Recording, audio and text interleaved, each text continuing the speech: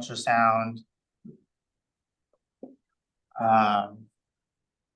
And all of the anatomy is noted to be normal except for the 4 extremities. So here you can see the right upper extremity continues to be small with overall normal appearing hands, and then the right lower extremity with, again, small long bones, and then an overall normal appearing foot. They were all 4 of her extremities were noted to be shortened to all less than the 1st percentile. So she was again counseled about the high likelihood of a skeletal dysplasia because of the degree of shortening. She was counseled that it likely could be a lethal or very severe skeletal dysplasia, and there is a high risk for fetal or neonatal demise. At the 16-week ultrasound, we also reviewed some of her genetic tests that had come back. So she had a normal fission karyotype, as well as a normal chromosomal microarray. And then the skeletal dysplasia panel was still pending. So just a little bit of review of embryology. The skeletal system is made up of the axial skeleton, as well as the appendicular skeleton. The axial skeleton is made up of the skull, the spine, and the rib cages. The appendicular skeleton is the extremities, and then the shoulder and pelvic girdle. The entire skeletal system is derived from the mesoderm, which appears in the 3rd week of embryogenesis. And the mesoderm is divided into 3 regions. There's the praxial mesoderm, the intermediate mesoderm, and then the lateral plate mesoderm.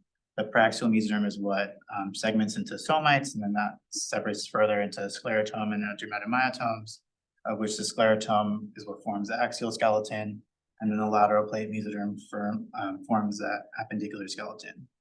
And then during the 5th week of embryogenesis, the upper and lower extremity limb buds can be seen as outpouchings from the ventrolateral body wall, and the terminal portions of these limb buds will flatten by the end of the 5th week to form the hand and foot plates. And then during the 5th week of embryogenesis, while the hand and foot plates are kind of developing, the upper limb buds will rotate laterally, and the lower limb buds will rotate medially. The limb buds will continue to grow up until about the 8th week of embryogenesis. At the same time that they're growing, bone ossification occurs, which typically starts in the 6th week of embryogenesis. And there's kind of 2 ways that bone ossification occurs. For flat bones, ossification typically undergoes a membranous process where the bone forms directly from the mesenchyme. And then for long bones, ossification typically occurs from cartilaginous cells. And so it's important to know this distinction of how different bones are ossified, because it kind of lends itself. So when we start talking about some of the skeletal dysplasias, why some bones are preferentially affected by these diseases. And then on ultrasound, you can see the limb buds starting at 8 weeks gestation, and you should be able to visualize all 4 extremities in their normal position by the end of the 1st trimester. So that kind of little review of skeletal skeletal embryology. I wanted to get into some of the more common skeletal dysplasias that we may encounter, as well as some of the more lethal ones that we may see, and look at how they kind of present in pregnancy, as well as their clinical course. So skeletal dysplasias are a heterogeneous collection of genetic disorders that's primarily characterized by bone and cartilage abnormalities. To date, there's 461 different disorders that are identified. And then they have an incidence of about 1 in 5,000 live births, and they can present from the perinatal period, where they're typically more severe and often lethal, all the way up until adulthood. The 3 most common lethal skeletal dysplasias are the netotropic dysplasia, osteogenesis imperfecta type 2, and then achondrogenesis, which is one of the disorders that was suggested to our patient as part of her differential. And these 3 skeletal dysplasias account for about 40 to 60% of all lethal skeletal dysplasias. So just to get into some of them, achondroplasia, it's the most common form of short-limbed dwarfism in humans. It's also the most common form of skeletal dysplasia, with an instance of about 1 in 25,000 live births. It's associated with recurrent pathogenic variants in the transmembrane domain of the FGFR3 gene, which is inherited in an autosomal dominant fashion. Although 80% of the cases occur due to a sporadic de novo mutation, which interestingly, the sperm that have this mutation, I guess, are better swimmers. So they are more likely to fertilize an egg.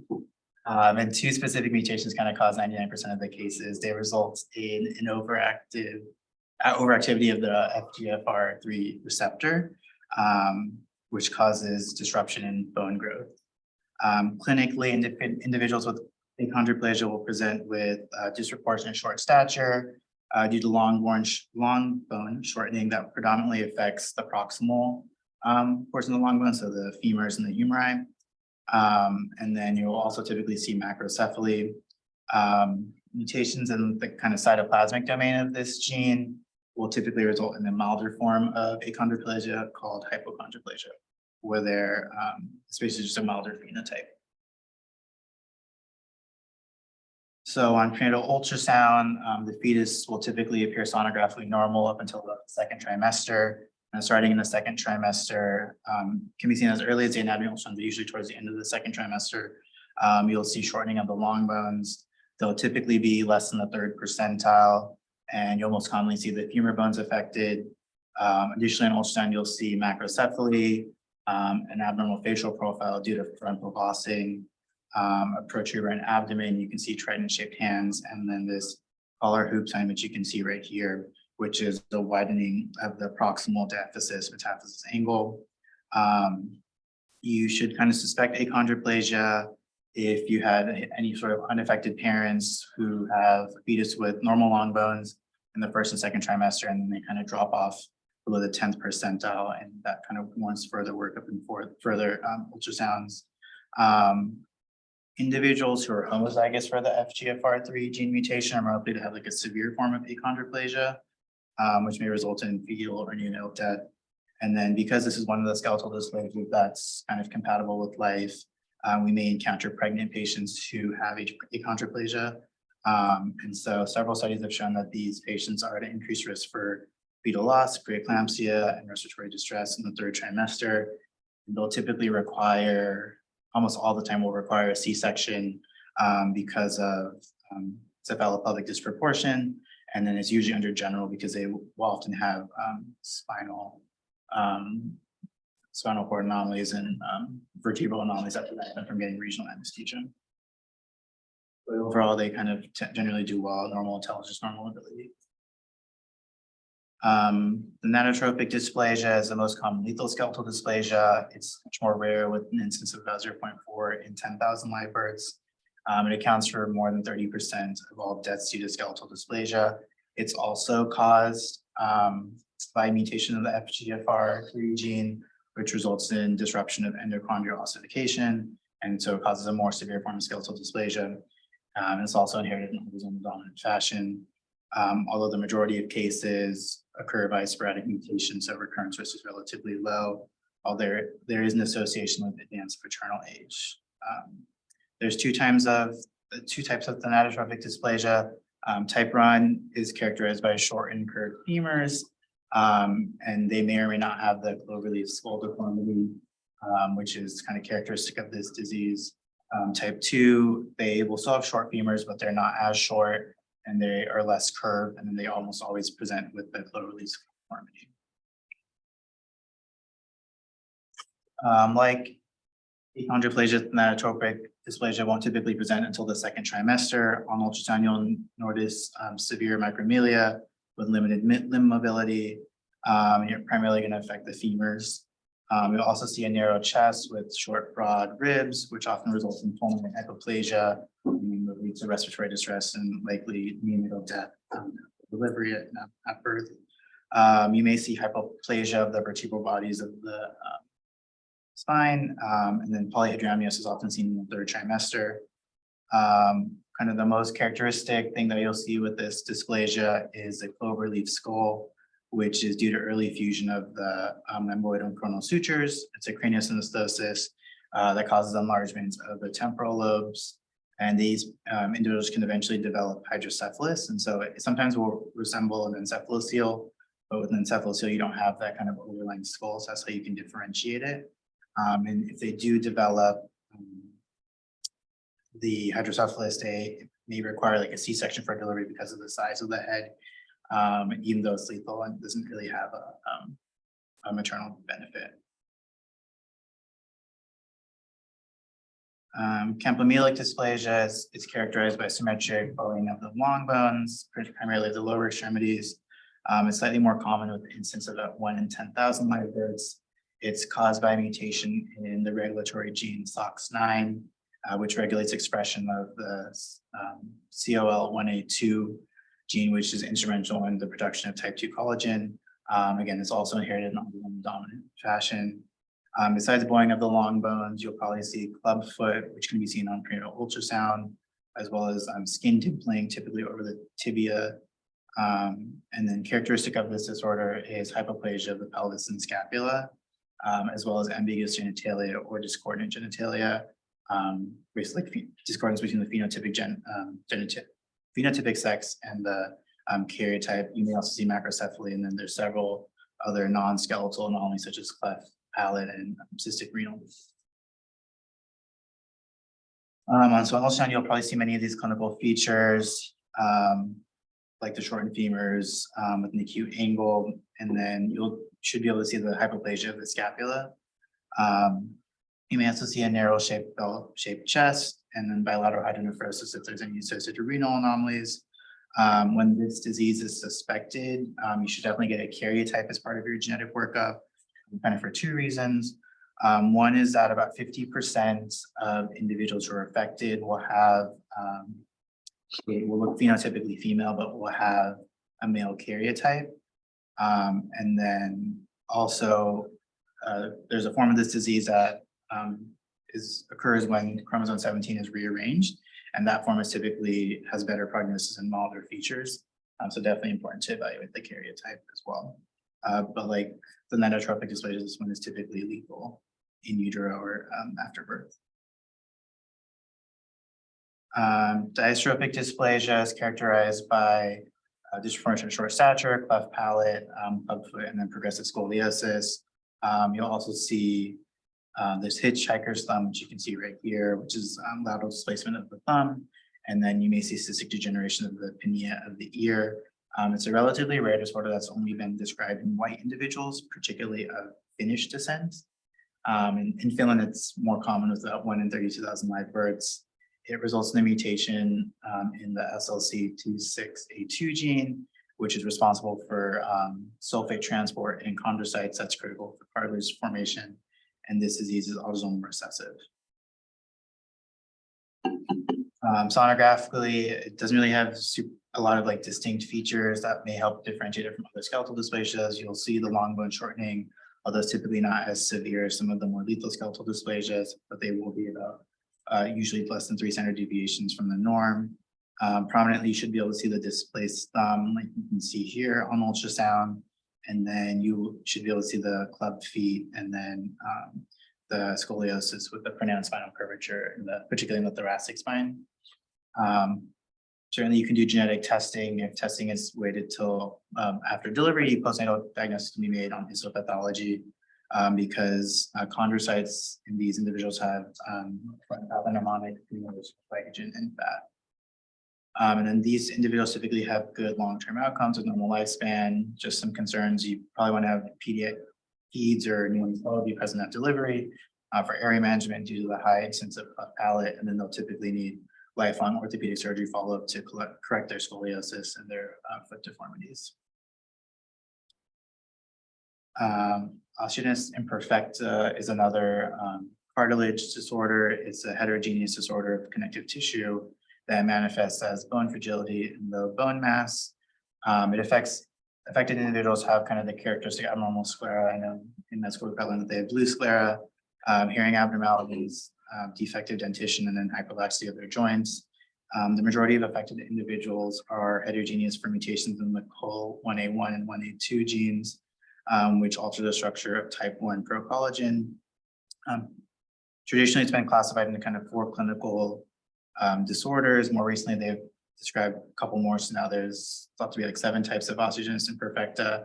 An instance varies by type, with type 1, which is the most mildest form, being the most common, and then type 2, which is what we'll see prenatally, is the lethal form, being the most common. And in terms of disease severity, type 2 is the most severe, and type 1 is the most mild.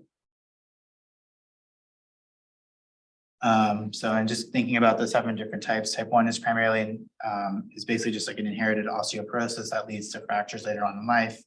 Affected individuals are the ones who are gonna have the blue sclera, 50% will have hearing loss, and then they usually have normal gait.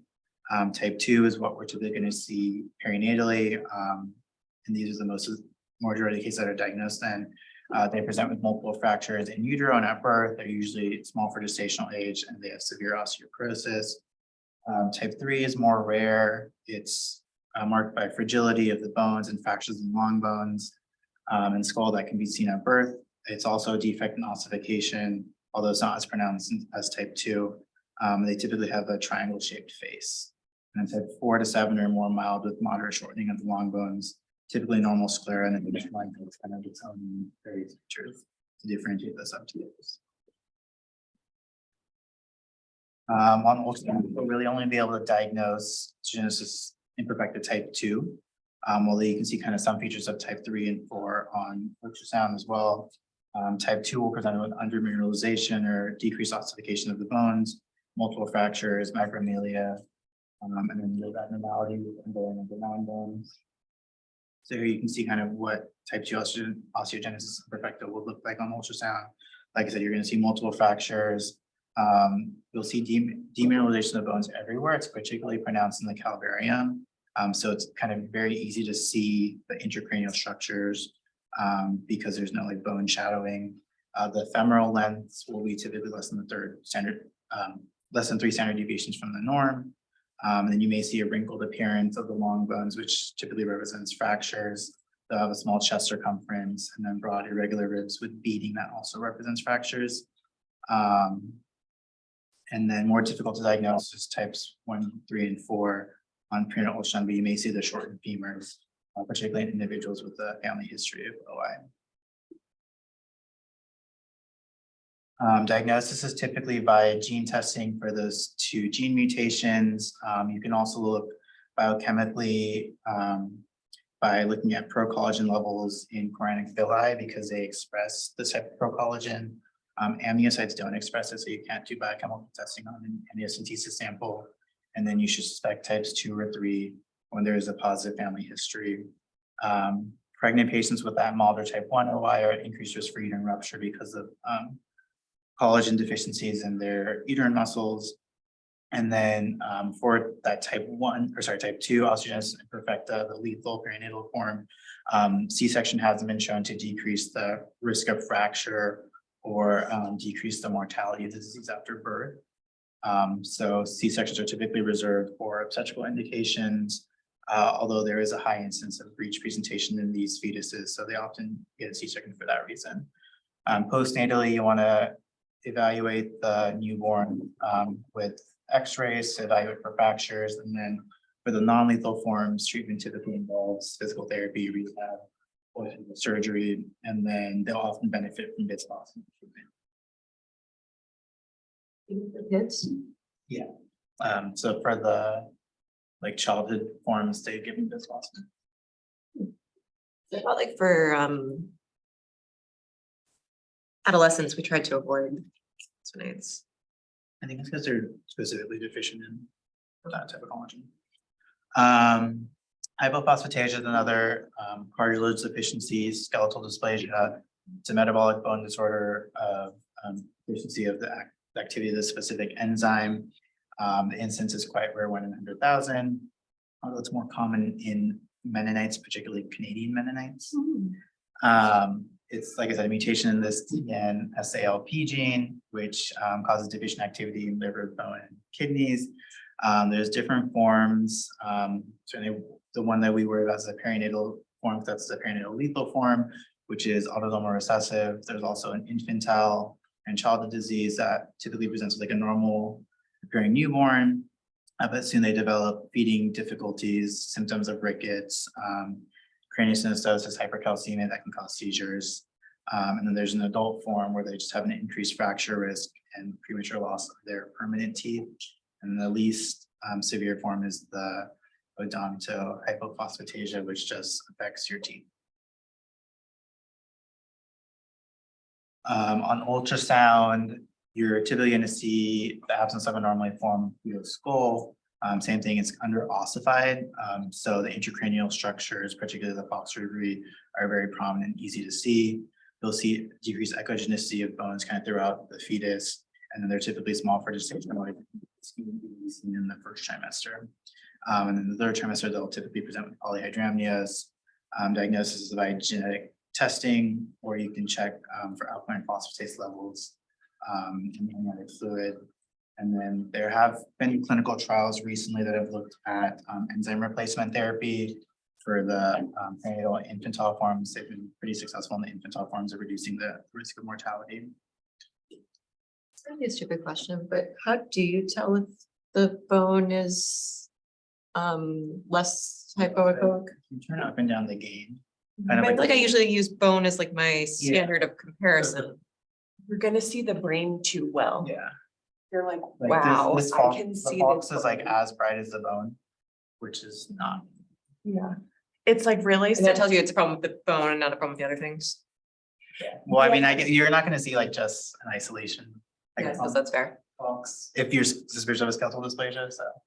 I see like the limb anomalies. Yeah, so it would be that, usually your bone is much brighter than all your surrounding structures, Mhm. right? So if you see, you don't have sort of the brightness of bone in contrast to the abdominal contents and the muscles in the leg, etc. So regardless of what your gain is set at, bone is relatively brighter than everything else, in a substantial way. And so that's how you compare. And similarly with OI, so you'll see it's striking actually, and oftentimes after the fact, you're like, yeah, these are gorgeous brain pictures.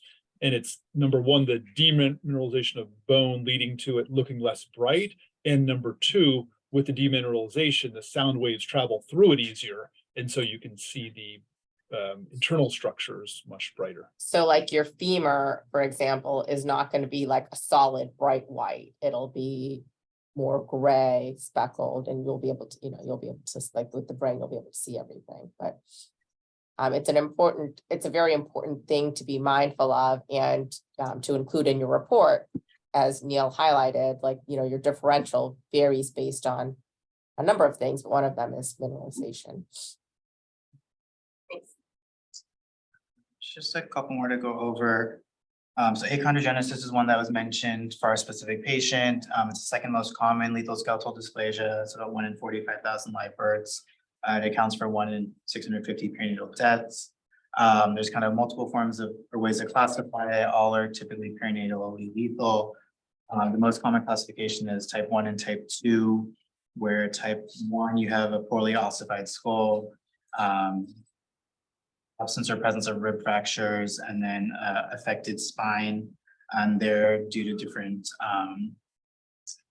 mutations in different genes. And then type 2 or hypochondrogenesis, which is typically less severe. You'll have a normally ossified skull, but the spine will be partially ossified, and that's more that's again a mutation in the COL1A2 gene.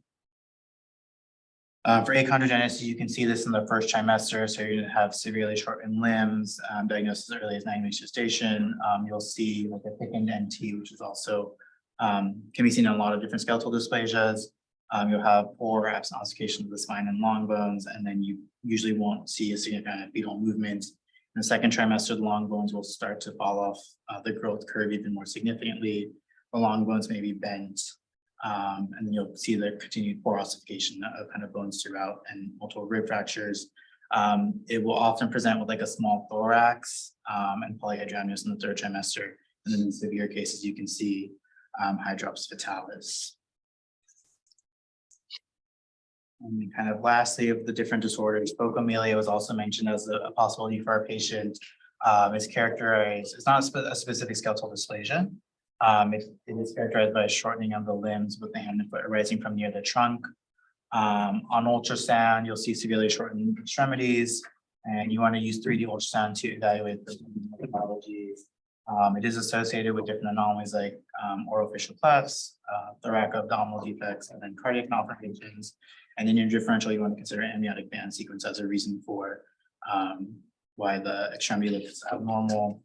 There's 2 kind of diseases that are typically associated with phocomelia. The first is Roberts syndrome, which is inherited in autosomal recessive fashion. It's typically going to cause phocomelia of the upper extremities, and then you'll commonly see a facial cleft, growth restriction, and microcephaly. It's usually lethal because of the small diameter of the thorax and the lung hypoplasia.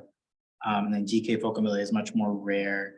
And that's going to be focomelia with an encephalocele and thrombocytopenia and GU anomalies. So going back to kind of Sarah's question, obviously, we don't have time to go through like all 400 different skeletal dysplasias and We got all the time. yeah. Even if we did, at least I wouldn't be able to remember kind of their distinct clinical characteristics and how to differentiate them. So I think it's kind of important to think about how to approach diagnosis when you suspect a skeletal dysplasia. So there's kind of some questions to think about. So are the bones short? Kind of evaluate the long bone length, consider the femur to foot ratio. If it's less than 1, you may be suspicious for a skeletal dysplasia. If the long bones are measuring short, so less than the 5th percentile, but they're still within 2-3 standard deviations of the mean, that's usually like a normal variation or maybe even like a non-lethal skeletal dysplasia. I know Dr. Roman, and every time she evaluates someone for like FGR, like short long bone, she always makes a comment about the size and height of the parents. And so it's particularly if you have like shorter parents, is it something just constitutional or familial as opposed to like a true dysplasia? If the long bones are measuring short, you kind of want to think about which segments are involved. So rhizomelia is going to be like the proximal portion, so the femur, the humeri. Mesomelia is the middle portion. Acromelia is if the hands or the feet are small, and then micromelia is kind of universally short extremities, kind of all portions. And then you want to look at the bone morphology kind of throughout in terms of like long bone shape. Are they curved or angulated? Which may indicate like fracture. Are they under ossified, which may be where we're seeing like the intracranial contents more prominently. So like pathognomonic is like under ossification plus multiple fractures, most commonly is osteogenesis imperfecta. And then kind of how early into the pregnancy is the skeletal dysplasia found. So if you see severe limb shortening in the 1st or 2nd trimester, that's pretty typical of a skeletal dysplasia and often like a lethal dysplasia.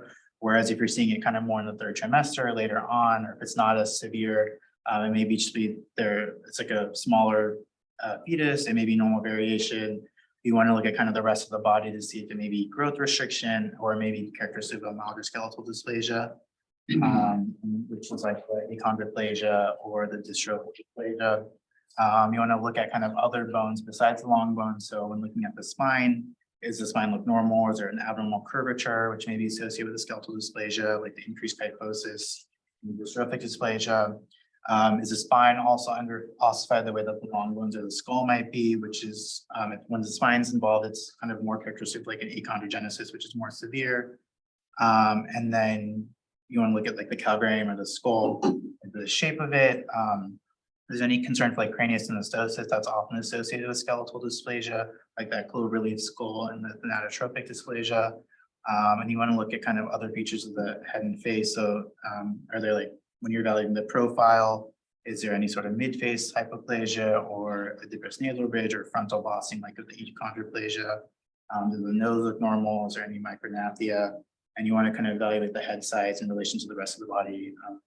If there's like macrocephaly, that's often characteristic of skeletal dysplasia, or microcephaly as well. And then thinking about the chest, we want to evaluate it in multiple views.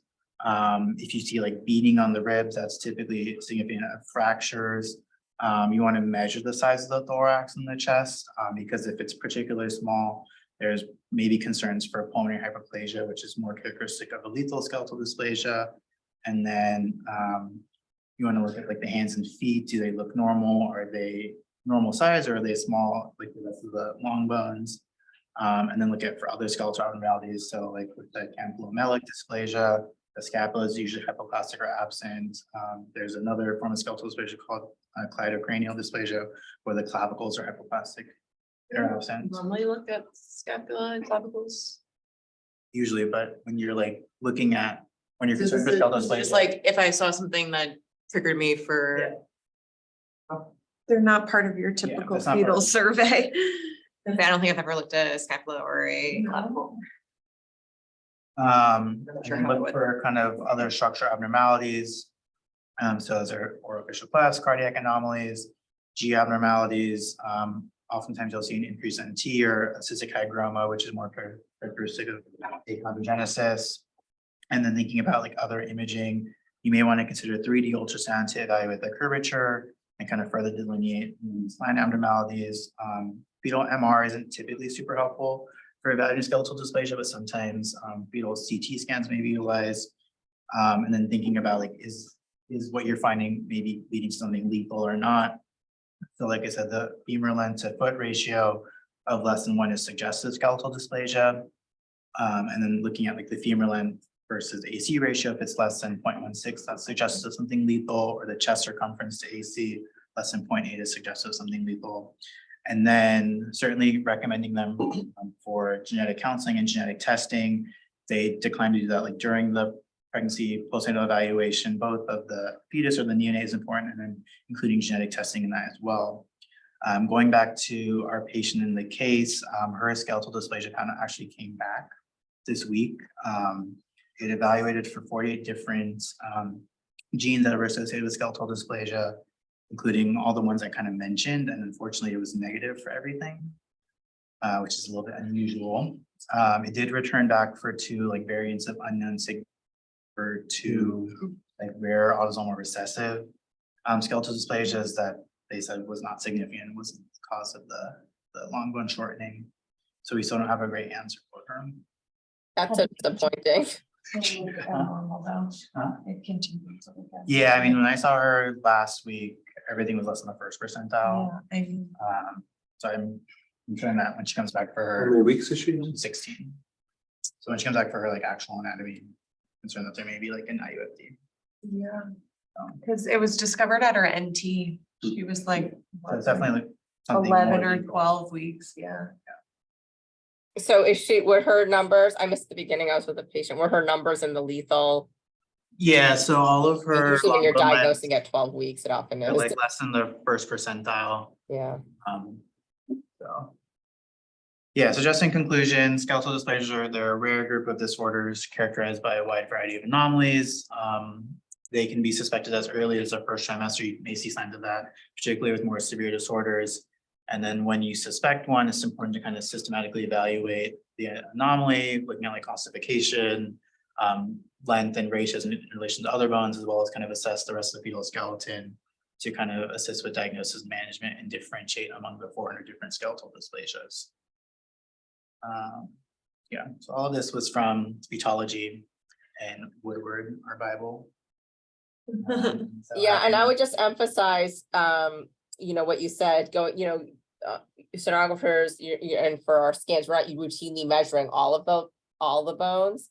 But once you do see shortened femur, humerus, important to measure your tib fib, your radius ulna, those, so you can get all to see, what is short and what isn't throughout. And that, again, that'll help with your differential. So important to go back and do those measurements, for all their scans, all their follow-up. Those are all things that you should be following. Yeah, up so on. for that like patient we did the amnio on Monday, I think her femur lengths were in the 3rd percentile.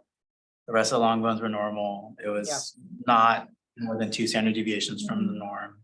So very, very unlikely that it was a skeletal dysplasia at 33 weeks. But Yeah, I think, she was more worried about Down syndrome, even Yeah. though her screening was negative, and we told her along with everyone else that it wasn't considered an increased risk. But, I mean, I'll make some comments and maybe ask some questions. First of all, great. This is a very difficult subject, great presentation, very well done, Neel. I'm going to repeat some of the stuff you already said. So 1st trimester versus 3rd trimester, huge difference.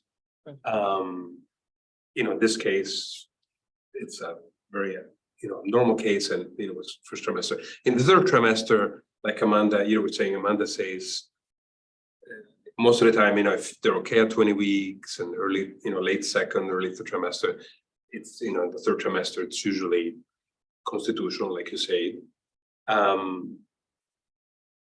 2 other things, lethal versus non-lethal, when you diagnose something in the 1st or early 2nd trimester, it's really, really important for your counseling, because the person wants to know, some people terminate for even minor things sometimes, but most people want to know, a black and white, and sometimes with these it's very difficult to tell black and white. You know, those, if you can go back a slide or two, you know, those ratios are helpful that you put up, you know, right here. You know, looking at the chest in general, you know, bell shape, small, etc.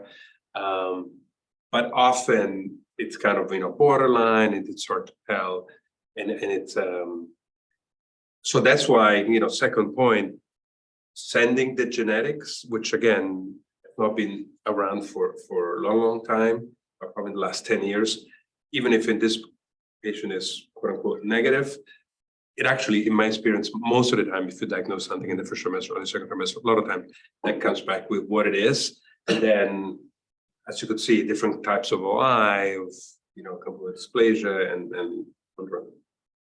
you know, achondroplasia, et cetera, et cetera. It really helps in, you know, counseling if you know what it is. So lethal, you know, the ratios here, the genetics, extremely important. And just want to say something else. And you know, the last thing, and it's kind of also a question. And I'm looking at the young people here, in an era of AI, it would be nice to be able to say, you know, look, you know, here's the femur, here's the AC, here's this and that, and, you know, come up with a better, at least a smaller differential than 300, 400 diseases, higher chance of, you know, it's 89% lethal or what, or 89% non-lethal. But I haven't, you know, there are algorithms, I don't know if you show them at the beginning, but there are some algorithms sometimes that you can follow. But do you find any, you know, more modern way to enter some of this data and through an algorithm or to AI or something, come up with a better? Yeah, I mean, there's a whole organization, what it's called, that their whole job is to classify these. Yeah. Hopefully they're doing The something. people in LA, right? Aren't they in LA? Yeah, the skeletal dysplasia mavens of the world in the last 20, 30 years have been in I think it's UCLA. There was a investigator there who may have died a couple of years ago, who was for many, many years. That's actually where, is Alexa still on? Yeah. Alexa, can you hear me? Yep, Years- I'm right. Thank Right, you. you know, years ago, we used to send specimens specifically to a lab and a place, a skeletal dysplasia center, right, in LA? You know, I think you're right. We haven't done that for a long time, but I do remember that there was a registry. Yeah, in I remember that too, California. because when I was a fellow, we had a patient that we had been working with them on. It was like a standard panel had come back negative, and then like we had sent the sample there. I don't remember what happened after that. I think we They would used to accept send, autopsy sometimes also. yes, Go that's what ahead. I was gonna say. I think we used to, yes, they did accept autopsies, and I think we may have even sent remains there, if I'm remembering correctly, but it's been a long time since we've worked with them. I don't know, maybe it's something to talk about with Huda. Sarah will, yeah. We'll see her next month. And then just one thing for, you know, for patients that do decline diagnostic testing, I think even an NIPT is helpful for sex. Because as Neel mentioned, genital, like ambiguous genitalia is a common finding for skeletal dysplasia. So to have that as a data point to look at also. There is an international skeletal dysplasia registry at UCLA. So as the LA person, Neel. Oh, here we go. Yeah. You just Googled it or whatever? No, Dr. Robin Gottschalk sent. Oh, okay. And then that patient, is she getting, you know, for whoever's going to see her for her 20-week scan, is she already plugged into like Dr. Bober and consults, or she's not really at that point, or? So when we saw her last week, she was still considering termination. Okay. But she wanted the skeletal dysplasia panel to come back first before she made any decisions. Okay, So it like just came back like a couple days ago, so I think we need to, someone can reach out, I can probably reach out to her and see what she's thinking. Alexa, do you know if the panel was discussed with her?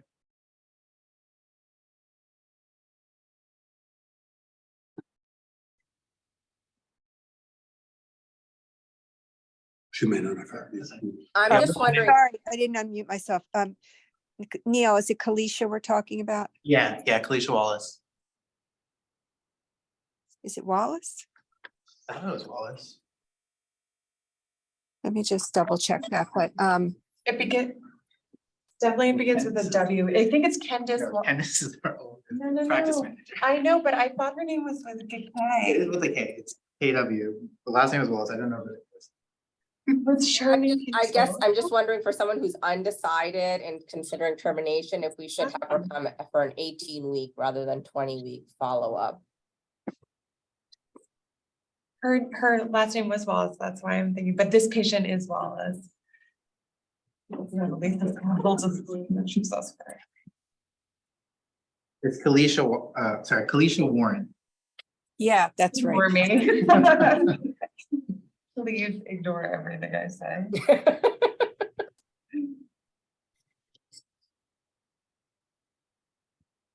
Thanks, Neil. Any other comments on what he presented, the case or the topic?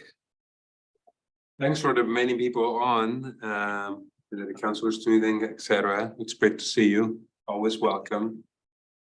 Any comments from you guys? Anyone? Great job, Neil. I would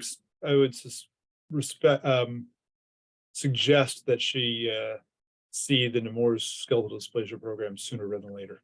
Yeah, I agree. Like I would do a shorter term follow-up and have her meet with specialists if she wants to help her make her decision. And I would not wait till 20 weeks. I would not wait till 18 weeks Yeah, I'll give her a call today. Right. for the referral for the Nemours to see Mike Bober and their whole team. Yeah, because they have our ultrasound and now we have a gene panel result, so. We don't expect a lot to change. This is Tracy from Nemours, so from the perinatal program. I don't know if you guys are aware, but Dr. Bober will be leaving us. He is actually going to be stopping clinical care at the end of July. But Dr. Ricky Carroll has studied and worked with him over the past 3 years and will be heading up Wonderful. the skeletal dysplasia team. So I agree, if you can get us that sooner than later, Mhm. then we can get rolling on that and get that disseminated and at least give her some information. Thanks, Tracy. Always.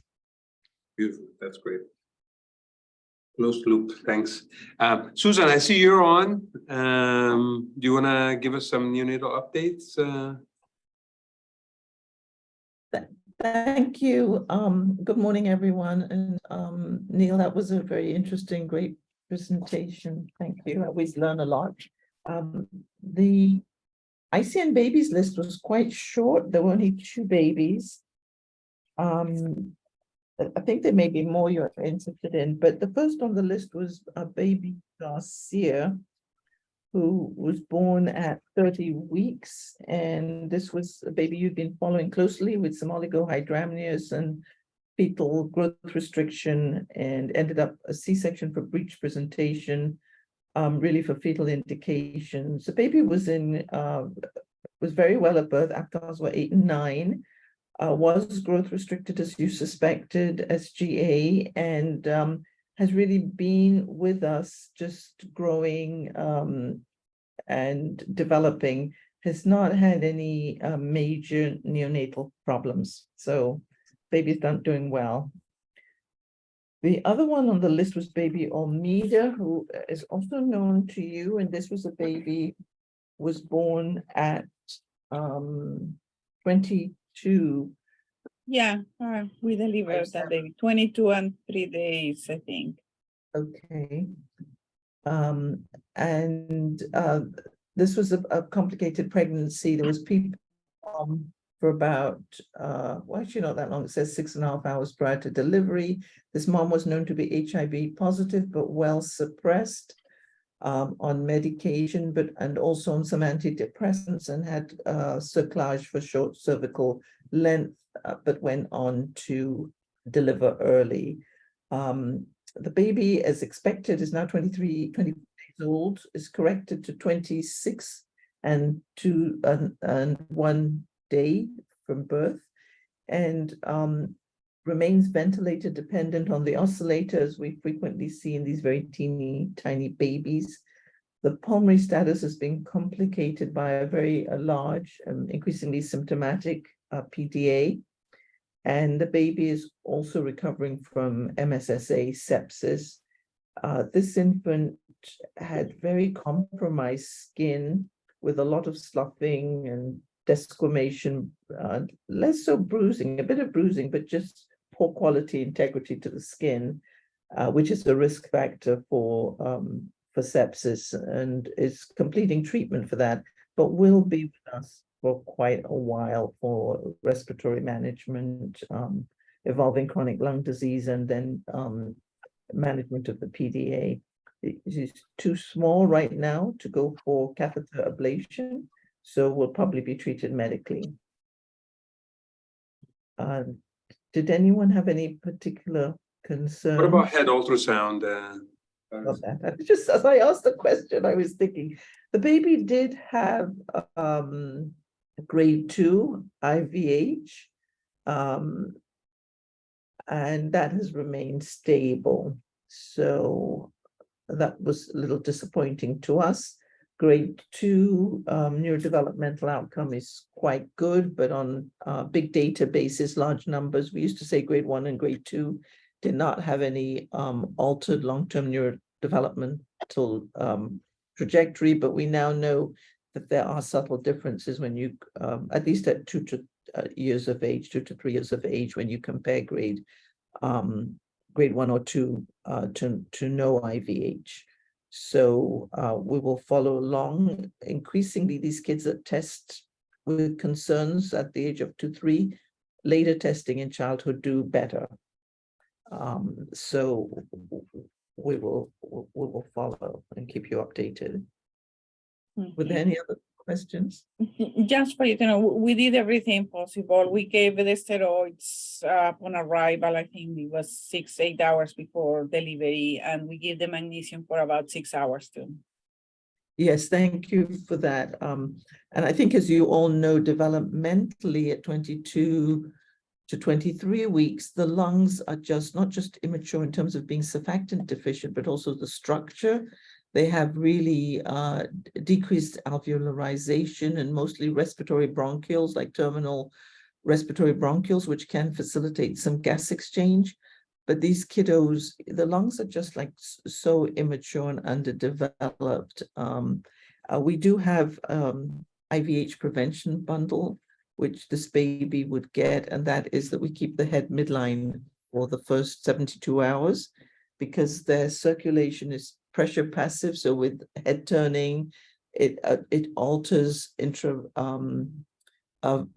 vascular pressure and cerebral blood flow, and those fluctuations, it's believed, can mediate intraventricular hemorrhage. So the baby had all those things, but in spite of that, does have grade 2 IVH. So that is unfortunate.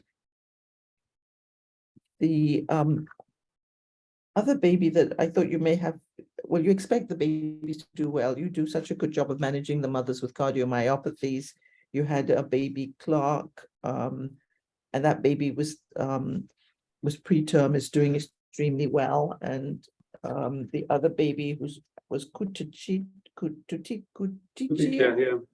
Yes, that mom also with a cardiomyopathy for a different reason. Her baby's doing very well. It's just here with routine issues of prematurity. The baby Morales was the one that you had prenatally suspected there would be a vascular ring. Had the right-sided aortic arch, which we confirmed on our postnatal ultrasound and positioning. We have not been able to demonstrate cardiology a ring of, and the PDA is now closed. So this baby, once issues of late prematurity, resolved feeding and thermoregulation will be followed up by cardiology as an outpatient. No indication for transfer at this point. I did want to bring up, not on the list, but I know you sometimes like to go back and look at your ultrasounds. There were the twins, the French twins. Let me see, they were 35 and 5/7, and you were, This is let me interesting. see what mom's first name was. Let me go to that chart. Kelly French. You were following her up. She had monodi twin gestation, and the B twin had some fetal growth restriction, and there was a lot of concern. And I looked, when I was on, I had looked through the notes and a lot of comment about no evidence for twin-to-twin transfusion. When the little ones were born, the B twin, who was growth restricted, came to the ICN for weight criteria and some mild thermoregulatory immaturity. The B twin, the A twin initially went upstairs, but also came down because he got cold. The reason I bring it up is the B twin looked healthy, but extremely pale. The hematocrit was 11, no, sorry, it's about 34, sorry, hemoglobin 11. And when I asked mom said, oh yeah, the other twin was very ruddy. And when that twin came down, we did do the CBC, and that baby had hematocrit of 63. So 5-3 or 6-3? 6-3. 3? Yes, so the B twin had 11 over about 33, 34, and the B twin had a H&H of 23 over 63. And, you know, they look like those typical side-by-side pictures you see of twin-twin transfusion. So I just brought it up. Sometimes you like to go back and look. The babies both did beautifully and were only in hospital for about 4 days, 4 or 5 days. Was there much weight discordance? Do you remember? The weight discordance, thank you. You know, because sometimes, and I don't know this case that well, twin-to-twin can happen more acutely than chronically. You know, sometimes we see it for weeks. That's And sometimes right. So people the even report it up in labor. Mhm. They were doing well and they have. Yes, the B twin was 1980 grams at birth, and I didn't pull up the chart of the A twin, but that baby was about 2400 gram. So there were discordant. Well, wouldn't it be more like the TAPS spectrum? Yeah, it sounds like that. And I wonder You know, about the which is cord not something we clamping. screen for routinely. I think the baby was anemic, but it was hemoglobin 10. I don't know if we have expected an MCA being abnormal. Yeah. I mean, with the hematocrit in the 30s, you wouldn't expect an abnormal MCA, but it's for TAPS, you look at the ratio between the two MCAs. And so that might have been discrepant. Yeah. And I wonder about the cord clamping will have impact on the hematocrit if baby B suddenly gets a delayed cord clamping. They both got delayed cord clamping. Monodice get Let me delayed Yeah, cord do we do clamping? delayed for A? Yeah, consult, oops, on the B twin, but I thought the B twin certainly Usually was delay low. cord clamping. 11 and 34 was very low. I have to go to the DR note. Let me see it here.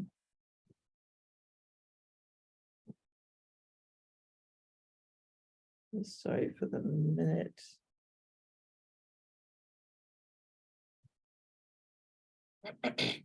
Yeah, kept warm during delayed cord clamping. So the anemic baby did get delayed cord clamping.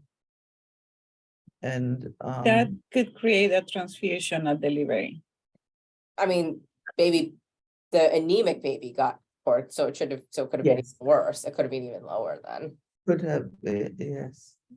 I'm having difficulty finding that. Okay. Then we need to review the teachings because monodice don't get cord clamping. I mean, for baby. I mean, they matter. not delay cord Usually clamping. for A, we don't delay because the placenta can be separating. So. Yeah, that has been controversial and gone back and forth and but since there was weight discrepancy, maybe in retrospect that should not have occurred. The baby was never shocky, or in terms of if the baby had been held higher, could it have been an acute peripartum transfusion to the other twin? But the baby always looked well. Was just when I saw him, I thought, oh, I think that at a day of life when I came in, I said, the baby looks very pale, without having seen the other one, and that's why I questioned the mother, because the other baby was rooming in. So.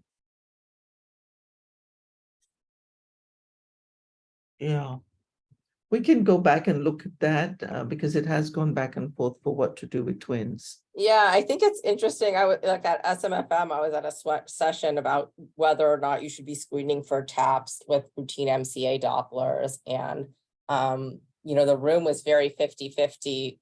And the speakers, obviously, there's like one pro and one against. But, you know, with some people saying like, yes, you should screen, they would intervene for it. And the other side saying there's not actually a clinical benefit demonstrated for intervening for TAPS, and unless it's something that can sort of equal out either during the pregnancy if it's diagnosed earlier, or it's something that's tolerated like this, where you have, you know, babies delivered and overall healthy, although with a discrepant, you know, hemoglobin in the two. So I think it is something we should look at and revisit when we do MCAs.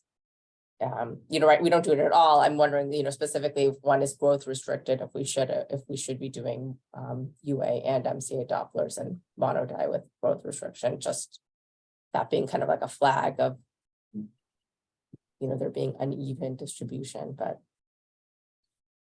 yeah, it certainly wasn't something that blew past you, because all the notes with that other the one baby not growing well were replete every visit, you know, looking carefully. So, you know, if there are additional things with having a training program and stellar teaching and protocols that you would do. yeah, that's what I'm saying is we don't screen, so we're not checking the MCA routinely as part of our twin to twin protocol. We look at, you know, bladder fluid, et cetera. Looking at the MCA would be screening for TAPS specifically, so everything else is normal, but you're looking to see if there's a difference in hemoglobin. And that's looking at a ratio of MCA. Well, there's two different ways to look. There's not even a set way, but you could look at an absolute MCA of one being greater than 1.5 and one less, or like there's a difference in the ratio between the two. So, but it's not something we look at all routinely. So.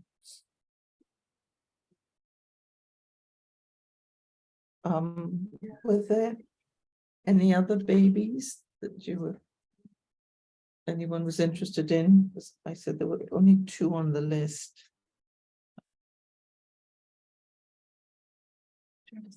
No, thanks, Susan. Thanks those are great updates as usual.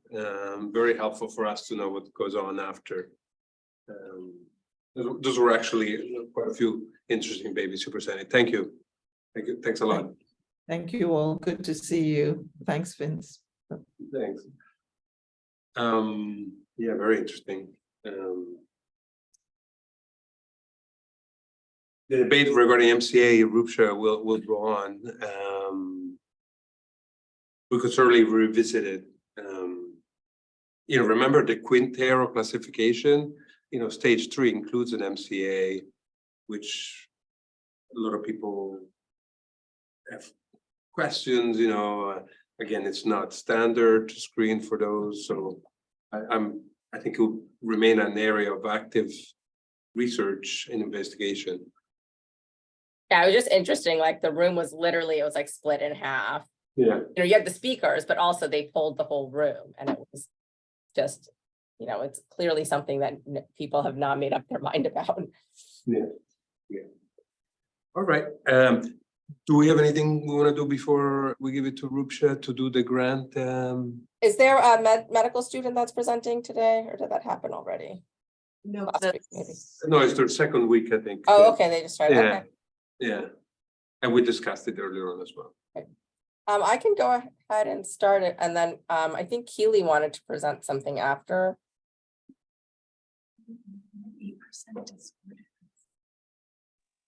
I don't think I had anything to present. Oh, I thought someone had emailed about. Sarah, that was, Sarah wanted to bring up the We'll do it next week. beta guideline, but we're Oh, gonna, okay. because, yeah, we're gonna do it next week. Great. Okay, so this is, can you guys see, this PowerPoint screen? Yeah. Okay, so I haven't done a grant writing lecture specifically for. And Rupsha, this is one of 12, correct? No, just check.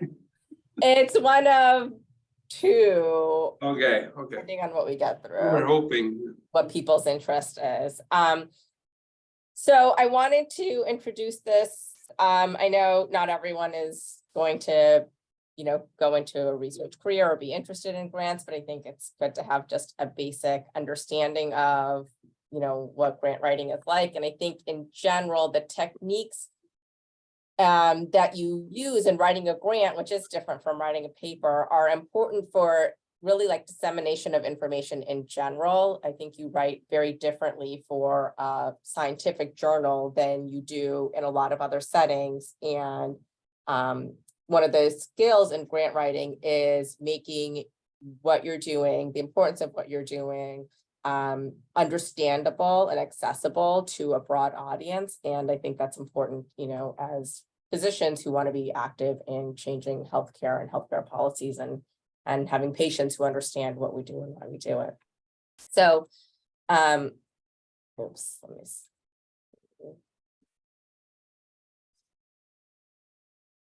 So objectives for this lecture, understanding how grant funding can improve your research and what situations it could be beneficial in, be familiar with the general structure of most grant applications, and then understand the components of a specific aims page, a concept paper, and a research strategy. And I'm going to focus most on the specific aims. So why apply? So there's a lot of reasons you might need funding that are maybe less clear as a fellow when you have dedicated time for research, and you do the roles of all these different parts of a research team yourself. But a research coordinator is an important resource to have. They have knowledge and understanding and time to maintain regulatory documents, including things like IRB papers, updates, amendments, protocol changes, screening and enrollment, and data collection. Research assistants don't have, necessarily the same skill level or background as a coordinator. So that's someone that would be doing really study specific things like screening and enrollment and data collection, and not overall study management, which a coordinator would be doing.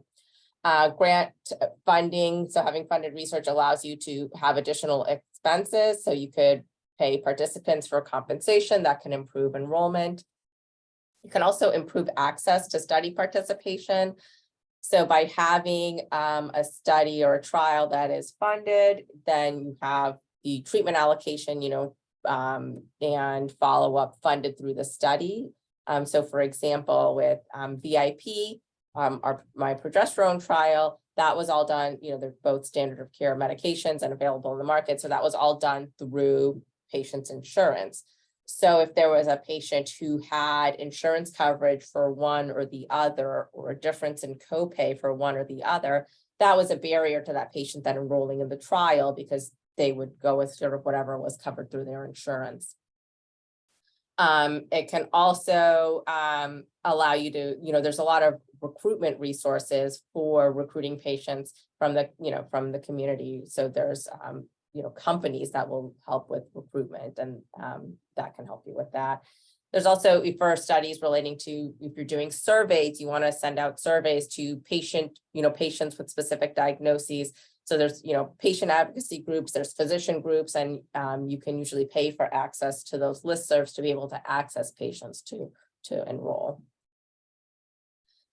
It can also improve the internal validity of the study. And so internal validity, external validity is like how valid are your results relative to the community at large. And internal validity is, how valid are how good are your study procedures to say that, the results that you get reflect sort of what is actually happening. And so one thing would be, for example, provision of study interventions. You provide the drug, everyone gets the same exact type of drug because you're providing it from a single company rather than, for example, patient going through their insurance. You can build in formal measures of adherence, like having special tops on the bottle for pill counting. You could add placebo controls for studies, even without looking at therapeutic interventions, but just using standardized equipment. So standardized blood pressure cuffs, so that is the same cuff. You have set it in the office, and that every patient is using the same type of cuff. And so the blood pressure measurements you get, you don't have to worry about, well, was it because they used this brand versus that brand, which is a problem with, again, internal validity. Everyone had the same thing. Or glucometer, an app, glucometer. It can be beneficial to have an external biostatistician. They provide, an expertise and also sort of an impartial, unbiased view of in study planning, especially, but then also analysis, because they're not coming in with a specific hypothesis as you might have. And so they can provide important expertise in that sense. It can also expand the impact of your study, so you can build more on your research. So instead of only looking at a clinical outcome that you might collect from chart review, you can do additional laboratory work or exploratory assays. You can have interim visits that you might not otherwise have the resources to conduct or follow up on. Or on the other end of the study, you can do longer term follow-up, like incorporate follow-up of the mom and the baby, because you have the resources to be, to have someone that's going to call those patients afterwards and follow up.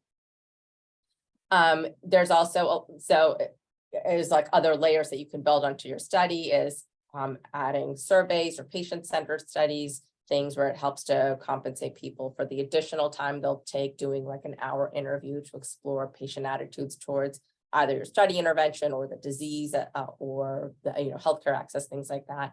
And also you could build in study of cost effectiveness or implementation, again, in addition to whatever your initial study is looking at, whether it's looking at a difference in outcome with one intervention or another, or change in practice. You build the sort of additional layers to expand what you can learn from this one study that you're doing. Grants are also good for your personal research and development. So, certainly in fellowship, you have that dedicated time. As you go into practice, you may not have that dedicated time. And so the grant allows, basically pays for part of your salary so that your time is committed to not just your clinical time, but also research. And it can support costs for additional training programs. So you decide that you have a specific research interest and you would like to get a master's in, population health research or additional like laboratory training and work in a lab to pursue, whatever it is that your specific interest is. And so having that grant provides you that salary support to pursue that additional training. So in general, with any kind of grant, there's some key points that you want to make. First and foremost is the significance of the problem being addressed. And I highlight that because, again, when you're writing your papers for, our obstetric journals, often that's like the last thing you're thinking about because that's just a given. If you say preeclampsia, any OB knows what preeclampsia means and the significance of the problem. But once you exit that physician obstetric community, it is not something that's obvious. And so you do have to take a step back and highlight what is this problem? How many people is it affecting? Why is it something that's important to be focusing on? And the second key point you want to make is the gap in existing research. So you're writing a grant to support a study. So you really need to highlight what is missing from our knowledge that you need to do this additional work. Preliminary data is great, not just to support, why your current project is the necessary next step, but also it highlights your personal experience and expertise in the matter. Of course, study objective and design, specific aims, which I will get to, and then impact of the study results, which should always be both like the immediate impact of your study, what is the next step once the study is done, what is the next step that will happen, and overall like long-term big picture impact. And again, sometimes I think it's easy to think about just the study and it's done and you'll have an answer to your question, but what will happen after you have an answer to your question, both immediately and long-term. And then finally, for any grant application, you want to make sure you tie it into that specific grant call for applications or foundation, or, you know, whoever is putting this call out for a grant, make sure you're aligning up with what their objectives are. So you can have the same study idea that's spun in 3 different ways, depending on whether you're looking to improve childhood outcomes or reduce health disparities, or improve or reduce maternal mortality. You can imagine that one project could really do all of those things, but will be written a little bit differently depending on what the focus is of that specific grant. These are general components of a grant application, concept paper, which is often sort of a prerequisite submission prior to a full proposal being accepted, an abstract, a specific aims, research strategy, timeline, biosketch, budget, and budget justification in environment and facilities. So like I said, we're not going to go through all of those.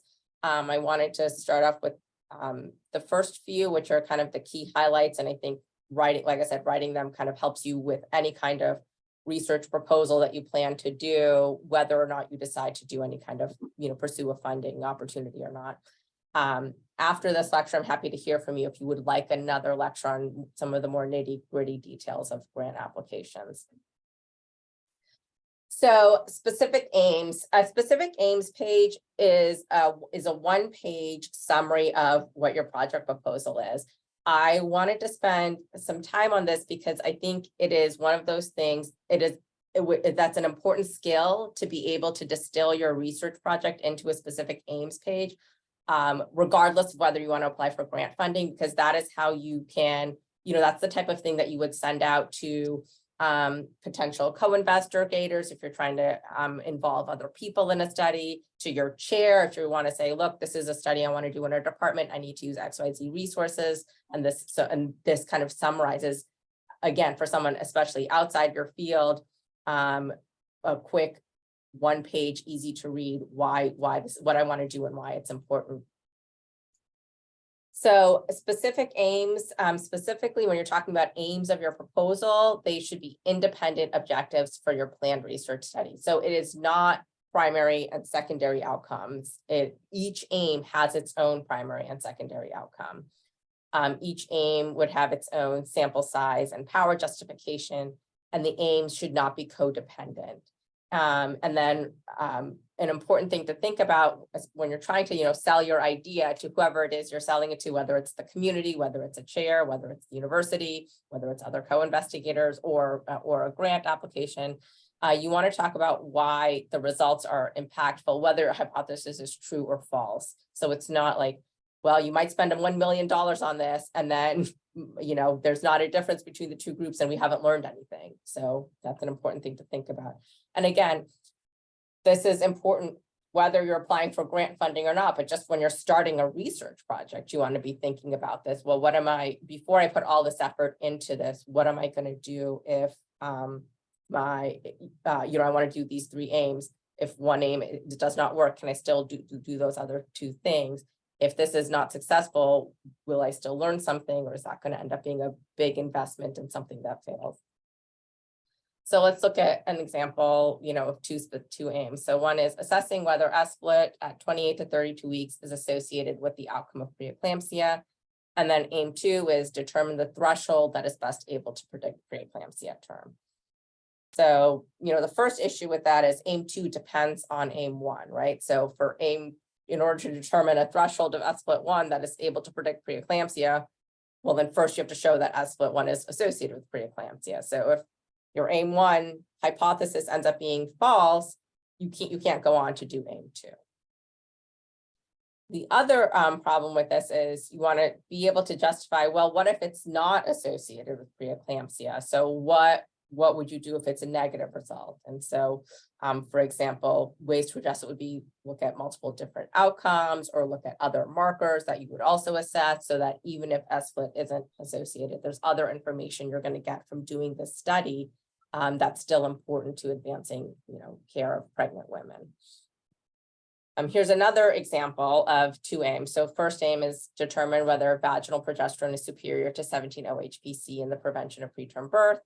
And then the second is compare the cost effectiveness. So in this case, we're comparing two standard of care interventions. So aim one, whether one is superior or not, or whether they're the same, it's still important information, right? Either you recommend one, you recommend the other, or patients have a choice depending on, if there's a difference in side effects, et cetera. And then aim two, again, cost effectiveness, that doesn't depend on one being superior to the other or not. Either way, you get cost, you get frequency of the outcome, which is preterm birth, the costs of that outcome, and you can still perform a cost effectiveness analysis, whether one is superior or whether they're the same. So those are independent aims. These are things that you can accomplish, whether your hypothesis is true or false. Either way, you're getting important information that can impact patient care.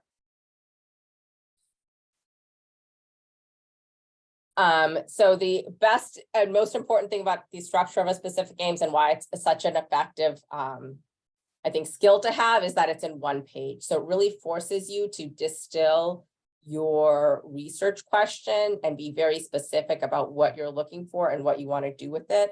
And that helps you really form your question and make it a specific question instead of starting on a project that's broadly or ill-defined and ending up with results that you don't really know what to do with because you didn't define it well in the beginning. So the first paragraph of a specific aims page is background, what is it that you're studying, any preliminary data that you have to say why it's important to study, and then of course the gaps in existing research. And so this is, these are all examples from my grants because grant proposals are not publicly available. And so I can only use my own. I can't share anyone else's. So this is a specific aims page from our aspirin study. And so, first line is defining what is the problem and why is it important. You want to use exact numbers, like what % of patients are affected by this? What number of patients a year? What's the cost of it? Is it rising in recent years? And that's why it's important to study. Then you go into your, background information on it. It's especially great to highlight your own work that you've done. Again, it shows that you're experienced, you're an expert in this study, in this area, and also that you're building on work that you've already done. So you've already sort of successfully contributed to this field, and so it's likely you will continue to do so. And then finally, you want to highlight what are the gaps in existing research, and specific to grant writing, you want to be very clear about that. So I say, like, just, spell it out, say the gap in research is this. So no one's trying to sort of sift through your background and has to figure out for themselves what is the gap in existing research. Then you're going to have your study objective. This section should be, 2 to 5 sentences. You want to say, what is the goal of your study, both the immediate goals, like, so what exactly are you going to get with the results? And then the long-term goals, how will this, what are you going to do with those results moving forward? And then study design. And usually that's just 1 to 3 lines. It's not a detailed study design, but this is like a prospective observational study. This is a randomized trial of 300 patients. This is a multi-center retrospective, database. And then you're going to go into your aim. So the exact format can vary, but essentially for each aim, you want to have a title that should be like, a 1-sentence title. Someone should be able to read it and tell easily what the overall goal is. And then you want to clearly state what your hypothesis is and what the outcome and impact is. So why is this important? And again, whether you're running for a grant or for your chair or for recruiting other people to help you with a project, this just distills it out. People don't need to sort of go through their own background literature review. It's saying, this is what I think will happen, and this is why it's important to do it. And that's how you're going to sell why is this an important study. And the reason I think this is a good exercise to do for your own work, again, even if you're not applying for a grant, is because it will help you, make sure that what you're doing is leading to something down the end, that you're not sort of just going down a tunnel, without a clear endpoint in mind. And then the last paragraph is kind of a summary of, your closing statement. Again, this is like the one page of why what you're doing is important, what you're going to get out of it, and why you are uniquely able to succeed. So you want to highlight the unique strengths of, that you are bringing. So your investigators, this, study environments, whether it's, we have a collaboration of different specialties, or we have a high risk unique patient population that we see because of a referral base. You want to highlight the innovation of your approach. So what is it that makes this study special and different? And then you want to end with impact. How is this? What's the big picture that we're going to do? Sure. And what the The slides or the AS. Oh, go forward. sorry. Yeah. What's the big picture of what you're going to do? And you always want to try to fit in there. How does this fit specifically with the grant application? Because again, anyone reviewing it is usually they have a form in front of them of like, what are the criteria they're looking at? And they need to check some boxes and make some comments. And one of those is usually going to be, does this fit with the goals of the grant? So if you have it in a sentence, why this fits with the goals of the grant, they don't have to do a lot of their own thinking of, and they can just pull that right out. Makes it very clear. A concept paper is similar to a specific aims, and often if you have to do both, you'll be doing a little bit of cutting and pasting. The general goal of a concept paper is usually the first step to submitting a full proposal. And so you might have a concept paper and then a full proposal that includes a specific aims and research strategy, et cetera. The exact structure of a concept paper will vary based on the grant. Again, usually they're not going to be more than like 1 to 3 pages, because the point is it's a short summary of what you're planning to do, so they can decide before you do a whole application, does this fit with our general goals? The main thing to keep in mind with the concept paper is that depending on the grant application, there can be variability in how much you can change from your concept paper to your full proposal. So sometimes things like you have to know in advance what your budget is, and you're not really allowed to change that budget from one thing to the other. Or they might say that really nothing can change. So your study structure, your sample size, et cetera, needs to be the same. Sometimes it's just that the budget needs to be the change, and you can make small changes. But it's important to know sort of what you need to have concrete that can't change between the concept paper and a full proposal. The structure is similar, and you'll see the structure for whether it's a concept paper, specific aims, or research strategy. They all have the same components. It's just the amount of time really that you get to spend on each component. So, the background for your full proposal might be 1 to 3 pages, whereas for a specific aims, it's 1 paragraph. So similarly, you're going to have your introduction, which is your background and significance. And again, define what the problem is, use specific numbers. You really want to highlight how much of an impact addressing this problem can have. And so you want to be specific about how big of a problem that it is. And again, whether you're presenting on a national forum or to a department or to other departments, you want to assume that the person reading this or hearing it isn't in your field. So you want to write it in a way that someone without a background in obstetrics or without a background in maternal fetal medicine can understand what you're talking about. You're going to then again highlight what the gap is in research, and again, specifically for grant writing, you want to say this is the gap in research. You don't want people to have to look for it. You want to make it clear. And then what is the impact? How is this going to affect clinical care? What was this going to change? Is it going to change clinical protocols? Is it going to change access to healthcare? What is the big picture impact of what you're doing? And then for any concept paper, you will again have to specify what your aims are. And for each aim, you want to make sure you have, again, you're able to say it in one sentence. If you can't summarize what your study objective is in one sentence, then you probably need to go back and think through what you're doing. So for any study, you really should be able to summarize what you're doing in one sentence. And again, like I said, I think that's why it's a great exercise, because if you can't get to that point, then it's not as well thought out as it should be before you start doing it. Again, study design. So for a concept paper, it's usually short, so you're not going to have a lot of detail. You should always specify, what is your exact design and what is your primary outcome that you're looking at. You may or may not also have space to include secondary outcomes. They may or may not require a specific sample size or power analysis, that varies, but you generally will always have to have what your aim is and what your primary outcome for that aim is. And you should be able to talk about, what the impact is. So with those outcomes, what is the impact? And again, for a concept paper where you're looking to be approved for a full application, you really want to make sure you fit in there, whether they specify it or not, fit in there. How does this fit in with the goals of the grant application or the foundation as a whole? The bulk of any grant application is a research strategy, and that is usually 5 to 12 pages, might be shorter for a smaller grant.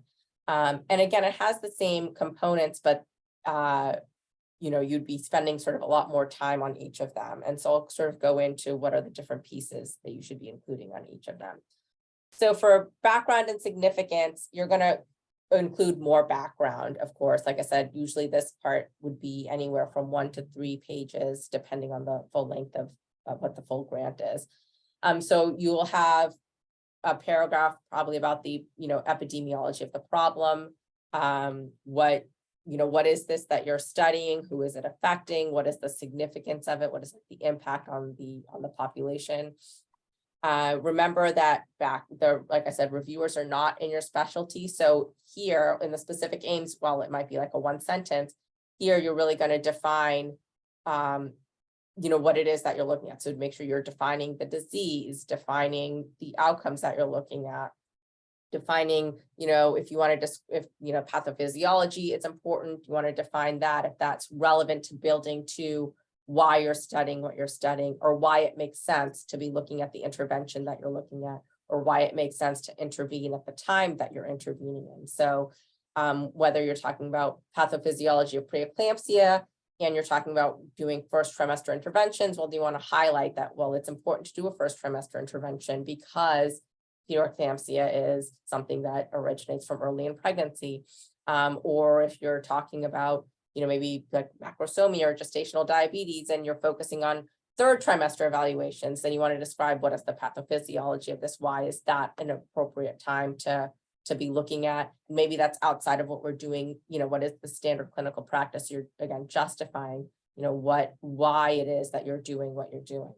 And I bring this up specifically because once you're, in a field and working in that field, it's easy to forget that this kind of background, which you take for granted, anyone else looking at this will not have any idea about. So it might not make sense to them. Why do you want to add an additional ultrasound if they just had one at 20 weeks? What's the point of that? You need to be able to, give everyone the background to understand where you're coming from. You might also use the background to talk about specific methodology. So you might be defining a specific type of research method that you're using. You might be defining a specific type of tests that you're using. Again, this is really taking a step back and realizing that people reading your application are not in your field and not using these things on a daily basis. So you want to make sure that when they're reading your study proposal, they understand the methods that you're using and why you're using those methods. So you might present background on why a certain lab test is the best type of test to use, and that's why you're looking at it. Or if you're comparing, different types, if you're using a mixed methods type of study, to say these are the different types of methods we're using, and this is the different type of information you get from these different types of patient interview processes. And so that's why it's important to do 3 different type of interview processes. And then, of course, you're going to summarize the research to date and specifically with an eye on highlighting what are the limitations. So you don't, again, just want to provide a literature review, because then the reviewer will be like, well, great, it sounds like we know so much about this topic and all the questions are answered. So you want to, while you're providing that background, you want to highlight what are the limitations in what's been done to date. You also want to highlight, whether it's in the background or in a separate section for preliminary data, your personal contributions to the field. And that provides two, addresses 2 points. One is that your personal work may be the reason that you're doing this next step based on the results you had on a prior project. So it's providing a justification for your current work. But also, and importantly, it highlights your experience and expertise in the subject matter for any, whether it's a grant application, or you're going to your chair and asking for resources, or you're going to your university, chair and asking for resources. It highlights that this is something that you have done. This is something you have contributed positively to already. And it gives people that confidence that, you are someone that I should invest this in, because you know what you're doing and you're already making positive contributions to the field. Preliminary data can either be related to the condition or intervention you're studying, or demonstrating your expertise in a specific type of research methodology. So for example, if you want to say experience in subject matter, so for me, like when I submitted the grant for the aspirin study, I actually had not done any translational work and related to aspirin or preeclampsia, but we did do retrospective and prospective non-clinical studies relating to preeclampsia. And so I cited that work. And so it wasn't specifically the same type of work that the grant was about and grant application was for, but it showed that this is an area that I've done work in. So one, it'd be experience in subject matter, and the second is experience in research technique. So we previously used EPIC to implement a screening tool for preeclampsia, and now we want to implement a screening tool for depression. So again, it shows that this is something that you know how to do. You already did it well in one setting, and now you're using it in another setting. So that can be with, research technique. It could be with research methods. It can be with a specific type of intervention that you're planning to apply. But those all show, you want to use those to show, like, this is the experience that I have. This is why it's a good way to do this, because we did it before and it worked and it gave us the, outcome we were looking for. You also want to highlight innovation. That's, for NIH grants, that's a specific section that you need to include. And even if it's not an NIH grant, it's something that I think it's great to work in, because it's highlighting what makes your study special, what makes you stand apart from other people doing research in this field. And so there's a few different things that are sort of looked at as innovative. So one is that you are looking at a new research technique or a new intervention. So, I just made something up. I don't even know if this is a thing, but looking at a targeted, drug therapy for preterm birth prevention. There is no targeted therapy right now. Looking at, an in vitro placental model to study drug transfer. So you're not depending on, actual post-market surveillance. It could also be applying an existing technique or intervention in a unique way. So for example, statins are, of course, are not a new drug. They've been on the market forever, but what is newer is applying that drug in an obstetric condition of preeclampsia, or applying, pharmacokinetic analyses. They are done widely in non-pregnant populations, but not used in pregnancy. So, adding pregnant component to an existing analytic technique. It could also be innovative in that you're changing either a research paradigm or a clinical practice paradigm. So, utilizing electronic health or telehealth tools. For example, heart safe motherhood really was a change in our clinical practice paradigm. Universal cervical link screening, again, a change in clinical practice paradigm. So things, again, you're really just highlighting, why this is a big deal and what kind of impact you can have, and how you're doing this in a unique way that hasn't thought of before. So the approach, so like I said, the background and significance innovation, that's usually the first 1 to 3 pages. And the bulk of your application is going to be the research approach, which incorporates your study design, your aims, and your impact. So the first section of your approach is describing the study. So, a few sentences on what, again, people shouldn't have to be 1 paragraph in before they realize what kind of study you're doing. The first line should be, this is a blank. And that's, that lets people get into the mind frame of, okay, this is the kind of study I'll be looking at. Here is where you're going to be detailed about what your study protocols are. When are people being enrolled, or what kind of database are you using over what time frame? It's great to use for anything, any kind of study, really. It's great to use figures to demonstrate your study flow, whether it's a database evaluation, then you're going to show your flow from, this is the database, this is how we're going to sift through the data, this is our inclusion exclusion, this is what we're ultimately going to look at. If it's a prospective study, you definitely want to have a diagram, again, showing these are the time points where data is collected or interventions are happening, or randomization is happening, and this up through, this is the final, outcome collection time point. And you also want to, especially for grants, you want to include a timeline. Usually a grant is for a specific time period. And so you want to show that everything that you want to do is going to be accomplished in that given time frame. Your aims is, so that's, like I said, you have 1 to 3 pages for your background. You might have 1 page or 2 pages detailing out your study design and study protocols.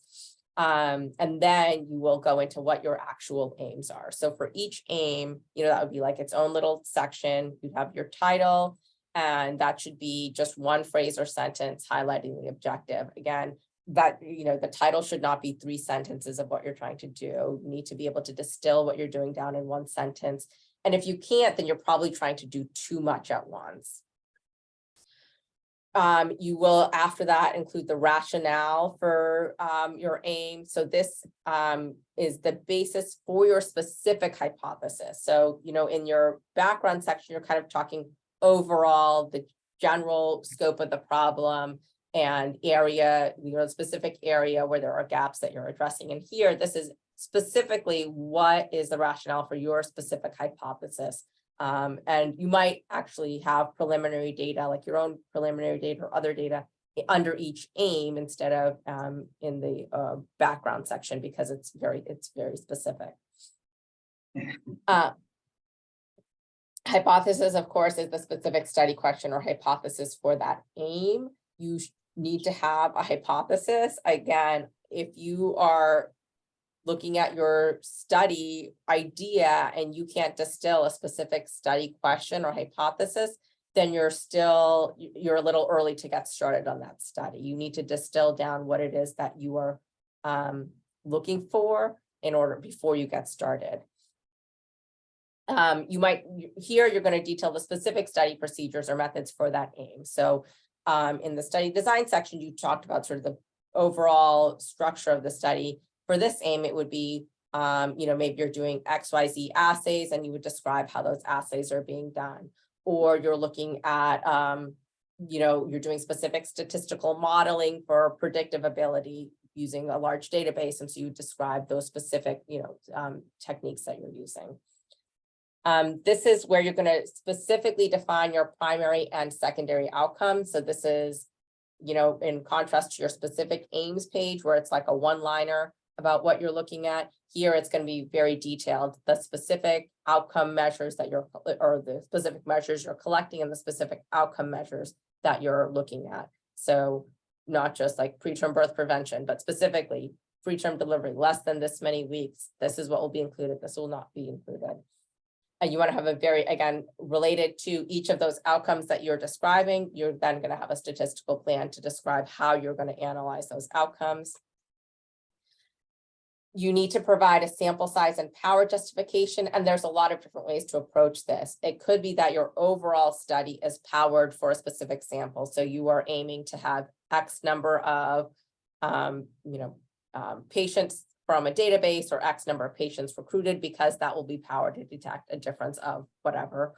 Or it could be that you have this database of X number of patients available. And I think this is a great resource because with this number, I will be powered to detect a difference of XYZ, which is a clinically significant difference to look at. So however it is that you justified it, your sample size, you have to describe that in your sample size and power justification. Potential barriers and alternative approaches is a very important part of any grant application and a very important part of something you should think through before you get started on a project, whether or not you're applying for a grant. So what if the hypothesis is false? Is there still important information you're gaining from doing this project? What are the things that could make this study difficult to complete? For example, are you trying to recruit people at under 6 weeks gestation? Well, that can be challenging to do. And how can you address that? Does this require long-term follow-up? Well, we know there's going to be dropouts sort of as any kind of study period goes on. How can you address that? Are the patients, is it a patient population that you have access to easily or not? So, you know, this is probably one of the most important things, not just to address in a grant application, to just show reviewers you've thought about all these potential pitfalls and are addressing them. But most importantly, even if you're not applying for a grant, for you to go through it to make sure that you are going to have a successful study, that your protocol is designed in a way to address and account for these potential barriers and how you can adjust either before, during, or after for those things. And then, of course, you want to highlight the impact of your work. So I know that was a lot and kind of a whirlwind. I really, with this talk, again, wanted to highlight aspects of a grant proposal that are, you know, critical for the grant itself, but also critical to do really prior to any kind of research study and important things to consider prior to embarking on any kind of research project. Is she okay? She's fine. I did a transcribe because she don't know Okay. That was great. Rupsha, one comment, if I can make a comment, again, this is not for everyone, just like, you know, we like different parts of what we do. But for those of you who have some interest, I think what's really helpful, you know, later on in life, so to speak, in your training and professional life, is reviewing grants.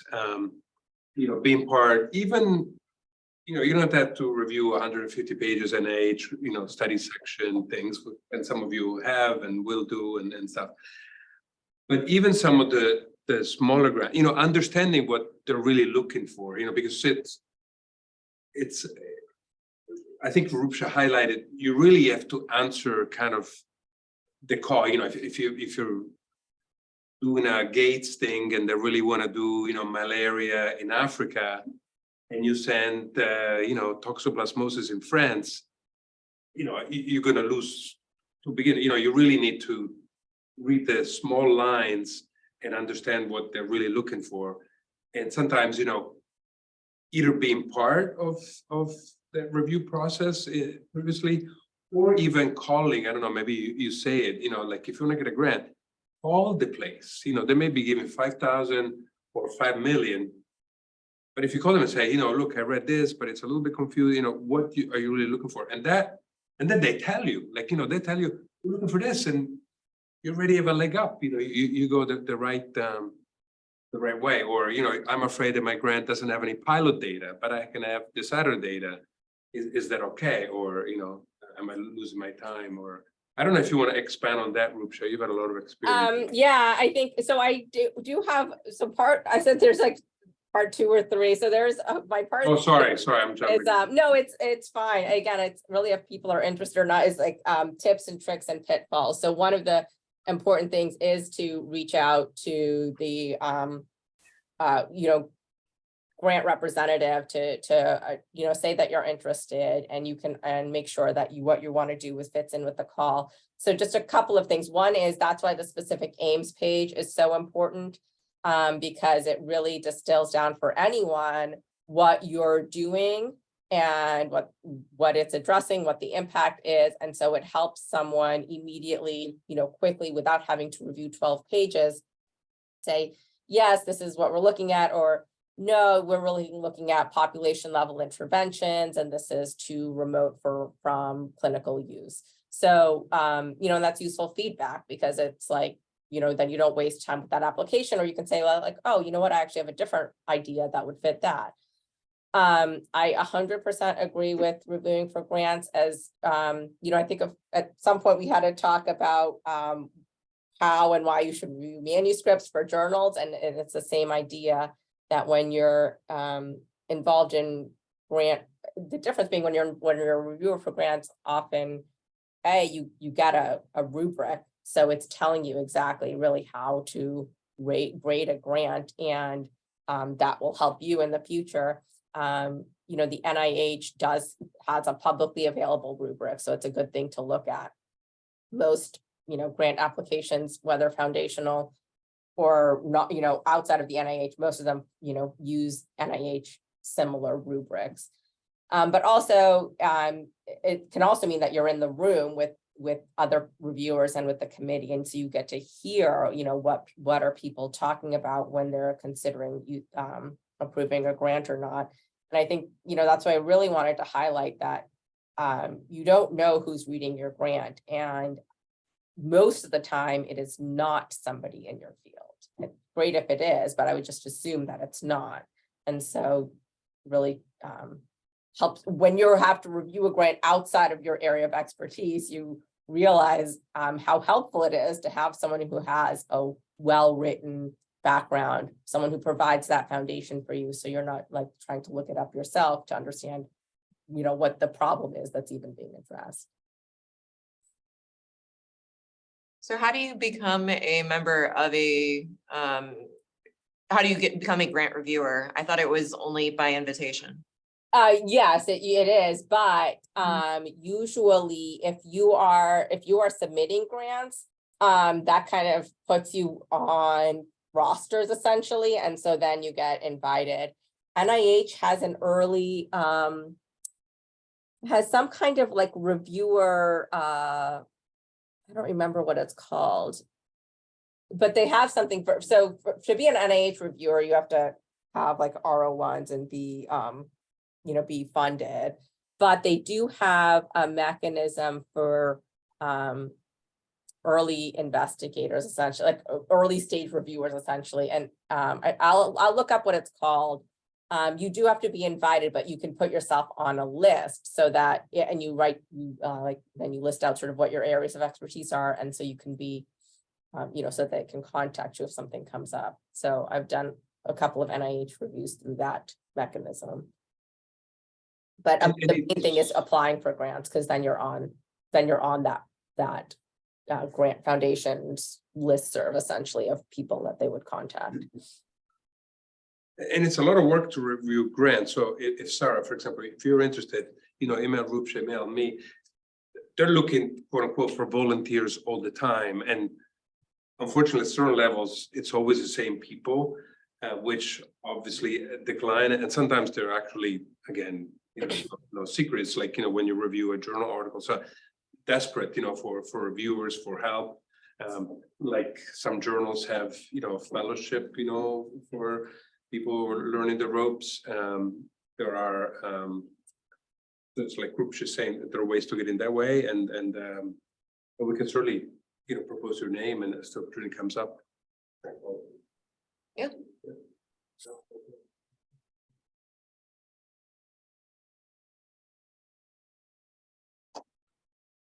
2 points. Thank you, Rupsha. Often for study sections, there's a training process too. A lot of, you know, kind of what they're looking for, how to go through it. That's pretty detailed and pretty intensive, in addition to reviewing on your own long grants, and in addition to the time together discussing them too. The actual discussing of them is a very tiny part of all the work that goes into it. And then I was surprised to learn for grant funding, it shouldn't be a surprise, but it was a surprise to me, that funders are looking for slam dunks.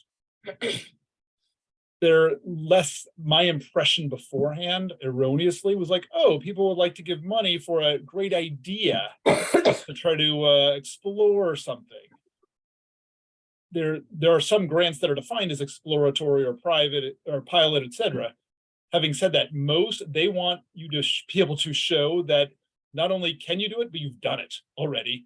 And they want to be able to tag their foundation, their organization, their whatever onto your publication that they are certain is going to happen and is going to have great success.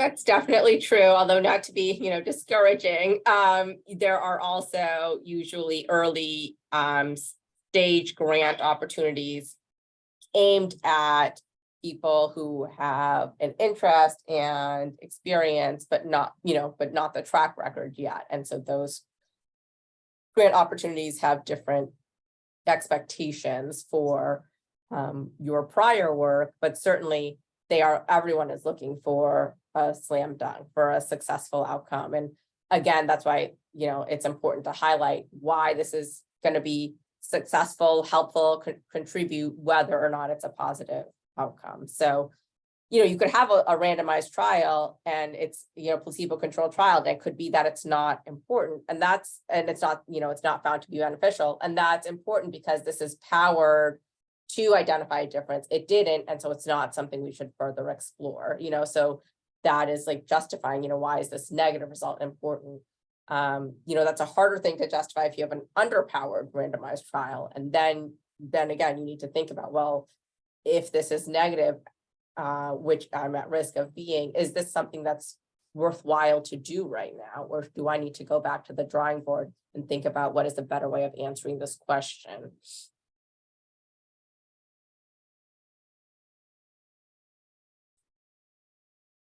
Thanks, everyone. If you guys want additional, the other parts of this are, like I said, this I think was broader and more is kind of helpful regardless of what kind of research you're doing, regardless of, whether you're applying for grants or not, but it's a good way to frame research in general. The other pieces are very grant specific. So, making timelines, making budgets, how you write budget justification pieces. I'll send out a poll. Like if you're interested, we can do those other components. If you're not, that's fine. I don't want to waste anyone's time. I think it's important, to hear before you're going on to applying for any grants. And if it's something that you think you might be doing, I think it's important to be familiar with. I'm also going to email out there. JCRI had a grant writing seminar thing a while ago, and they compiled a PDF that I'm going to email out. I think it's helpful. It's more like kind of big picture approach to writing a grant, and not as much nitty gritty, but I think it's a good place to start. So I'll send that out as well. Okay, thanks everyone. Thank you, Thank Rupsha. you. That's great.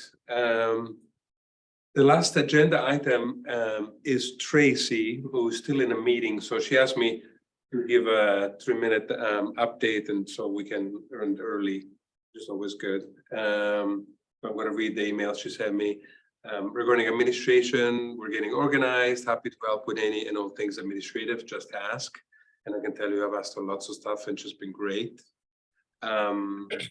Financial support, I guess this is also really to Concur.